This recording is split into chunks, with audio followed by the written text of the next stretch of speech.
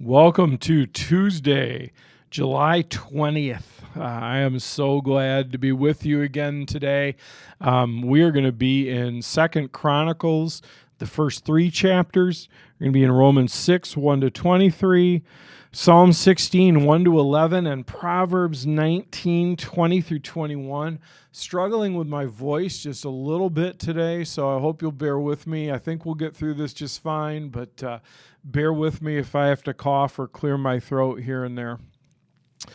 So we're in 2 Chronicles, first three chapters. Solomon, the son of David, took firm control of his kingdom, for the Lord his God was with him and made him very powerful. Solomon called together all the leaders of Israel, the generals and captains of the army, the judges, and all the political and clan leaders. And then he led the entire assembly to the place of worship in Gibeon, for God's tabernacle was located there. This was the tabernacle that Moses, the Lord's servant, had made in the wilderness. David had already moved the ark of God from Kiriath Jearim to the tent he had prepared for it in Jerusalem. But the bronze altar made by Bezalel, the son of Uri and grandson of Hur, was there at Gibeon in front of the tabernacle of the Lord. So Solomon and the people gathered in front of it to consult the Lord. There in front of the tabernacle, Solomon went up to the bronze altar in the Lord's presence and sacrificed 1,000 burnt offerings on it. That night, God appeared to Solomon and said, "What do you want? Ask and I'll give it to you." Can you imagine God coming to you and asking you that? What do you want? Ask and I'll give it to you. I wonder what the first thing in your mind is. I'm embarrassed by what the first thing in my mind is. But Solomon replied, "God, you showed great and faithful love to David, my father, and now you've made me king in his place. O Lord God, please continue to keep your promise to my father David, for you have made me king over a people as numerous as the dust of the earth. Give me wisdom and knowledge to lead them properly, for who could possibly govern the great people of yours?" And God said to Solomon, "Because your greatest desire is to help your people, and you did not ask for wealth, riches, fame, or even the death of your enemies or a long life, but rather you asked for wisdom and knowledge to properly govern my people, I will certainly give you wisdom and knowledge you requested, but I will also give you wealth, riches, and fame, such as no other king has ever had before you or ever will have in the future."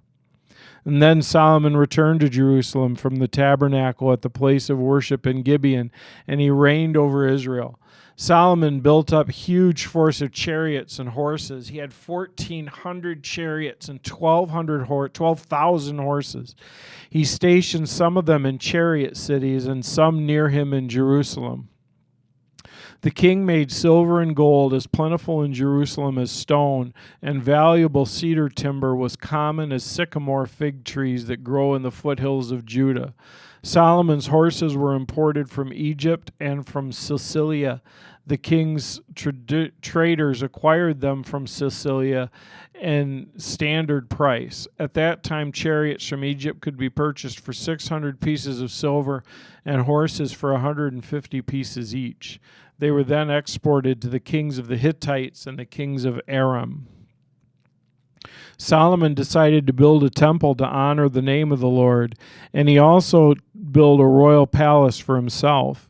He enlisted a force of 70,000 laborers, 80,000 men to quarry the stone in the hill country, and 3,600 foremen.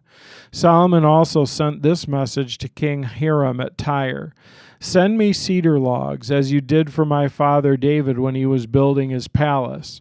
I am about to build a temple to honor the name of the Lord my God. It will be a place set apart for burnt fragrant incense before him, to display the special sacrificial bread, and to sacrifice burnt offerings each morning and evening on Sabbaths, at new moon celebrations, and at other appointed festivals of the Lord our God. He has commanded Israel to do these things forever. This must be a magnificent temple, because our God is greater than all the other gods. But who can ever really build a worthy home for him? Not even the highest heavens can contain him. So who am I to consider building a temple for him, except as a place to burn sacrifices to him? So send me a master craftsman who can work with gold, silver, bronze, and iron, as well as with purple, scarlet, and blue cloth. He must be a skilled engraver who can work with craftsmen of Judah and Jerusalem who were selected by my father David. Also send me cedar, cypress, and red sandalwood logs from Lebanon, for I know that your men are without equal at cutting timber in Lebanon. I will send my men to help them. An immense amount of timber will be needed, for the temple I am going to build will be very large and magnificent. I will, in payment for your woodcutters, I will send you 100,000 bushels of crushed wheat, 100,000 bushels of barley, 110,000 gallons of wine, and 110,000 gallons of olive oil. King Hiram sent this letter to reply. It is because the Lord loves his people that he has made you their king. Praise the Lord, the God of Israel, who made the heavens and the earth. He's given King David a wise son, gifted with skill and understanding, who will build a temple for the Lord and a royal palace for himself. I'm sending you a master craftsman named Huram-Abi, who is extremely talented. His mother is from the tribe of Dan in Israel, and his father is from Tyre. He is skillful at making things from gold, silver, bronze, and iron. He also works with stone and wood, and he can work with purple, blue, and scarlet cloth and fine linen. He is also an engraver who can follow any design given to him. He will work with your craftsmen and with those appointed by my lord David, your father. Send along the wheat, barley, olive oil, and wine that my lord has mentioned.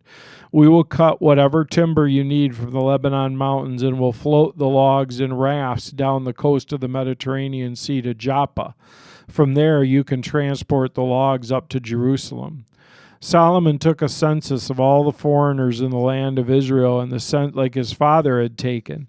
He counted 153,600. He assigned 70,000 of them as common laborers, 80,000 as quarry workers in the hill country, and 3,600 foremen.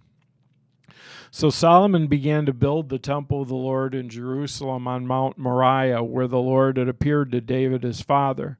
The temple was built on the threshing floor of Araunah, the Jebusite, the site that David had selected. The construction began in mid-spring during the 4th year of Solomon's reign. These are the dimensions Solomon used for the foundation of the temple of God, using the old standard of measurement.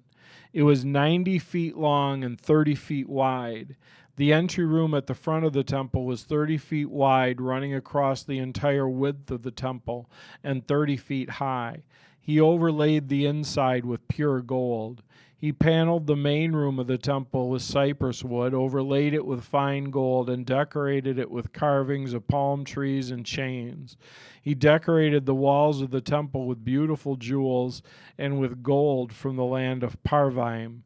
He overlaid the beams and thresholds, walls, doors throughout the temple with gold, and carved figures of cherubim on the walls. He made the most holy place 30 feet wide, corresponding to the width of the temple, and 30 feet deep. He overlaid its interior with 23 tons of fine gold. Gold nails that were used weighed 20 ounces each.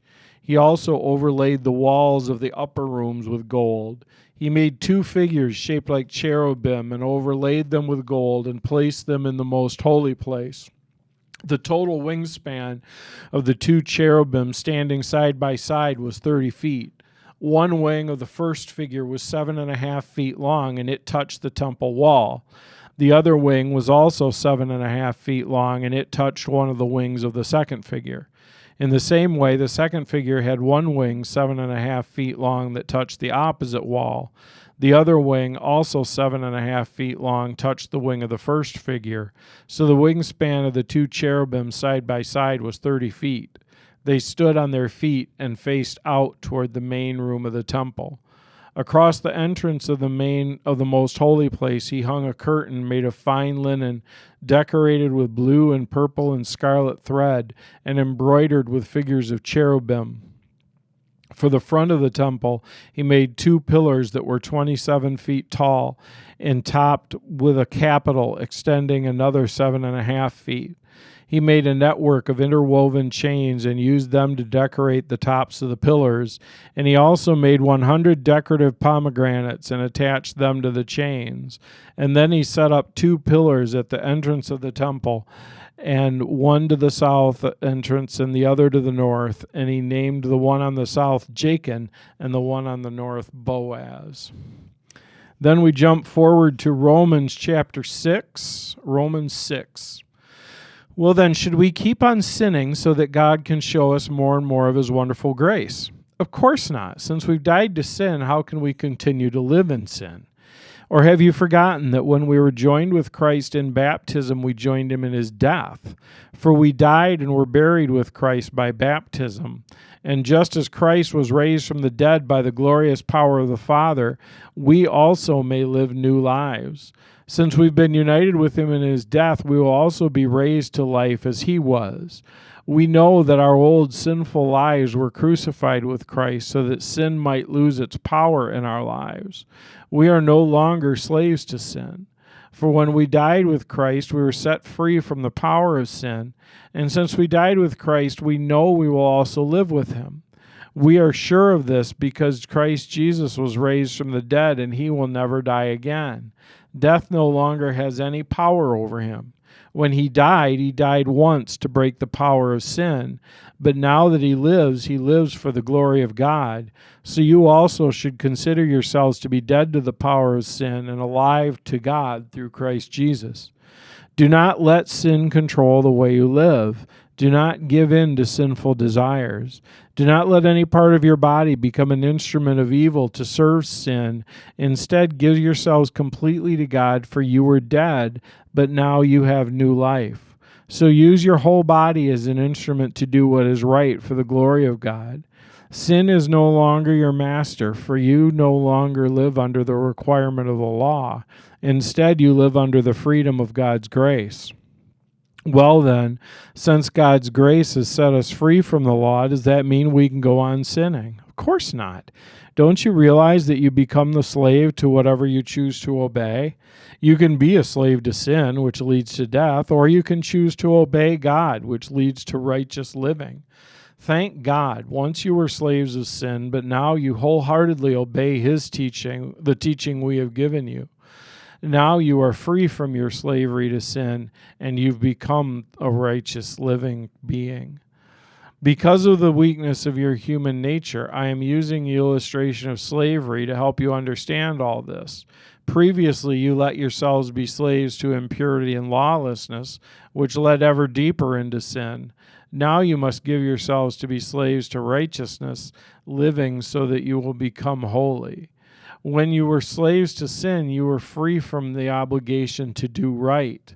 And what was the result? You're now ashamed of the things you used to do, the things that end in eternal doom. But now you're free from the power of sin and have become slaves to God. Now you do those things that lead to holiness and results in eternal life. For the wages of sin is death, but the free gift of God is eternal life through Christ Jesus our Lord.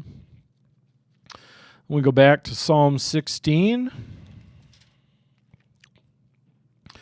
Keep me safe, O God, for I have come to you for refuge. I said to the Lord, you are my master. Every good thing I have comes from you. The godly people in the land are my true heroes. I take pleasure in them. Troubles multiply for those who chase after other gods. I will not take part in their sacrifices of blood or even speak the names of their gods. Lord, you alone are my inheritance, my cup of blessing. You guard all that is mine. The land you've given me is a pleasant land. What a wonderful inheritance. I will bless the Lord who guides me. Even at night, my heart instructs me. I know the Lord is always with me. I will not be shaken, for he is right beside me.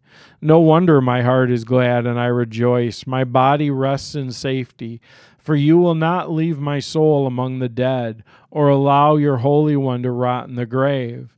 You will show me the way of life, granting me the joy of your presence and the pleasures of living with you forevermore. The joy of your presence. Proverbs 19, verse 20 and 21. Get all the advice and instruction you can. Soon you'll be wise the rest of your life. You can make many plans, but the Lord's purpose will prevail. And then we read July 20th in Oswald Chambers. It should be unnecessary to be constantly saying, "Oh Lord, direct me in this and that." Of course he will. And in fact, he's doing it already. If our everyday decisions are not according to his will, he will press through them, bringing restraint to our spirit. And then we must be quiet and wait for the direction of his presence. Those who wait on the Lord shall walk and not faint. Isaiah 40, verse 31. That's a really interesting kind of flip of perspective, isn't it? He says, it should be unnecessary to be saying, "Oh Lord, direct me in this and that." He says, of course he's directing you. So just live your life. And when you get that check that you know that it's wrong, then stop. And then wait for him to guide you. But that's an interesting flip, because I think often we think of, well, I'm going to wait for God to direct me before I do something, instead of sort of assuming he's already directing me, and then let him check you. As I think about it, that's what Paul did. We have those examples in the book of Acts where Paul is traveling and he's making plans, and he's just kind of assuming that God's guiding him. And then every now and then God says, "No, not that way, go that way instead," or "No, not that way, go that way." But that Paul makes those plans and presses forward and just assumes that God's guiding him unless he gets the check of God saying, "No, not that way." That's an interesting change. That's something that I really need to think and pray about. I don't know about you, but that's something that I need to work on, I think. So why don't we pray today, and we will close up. Father, thank you for another day.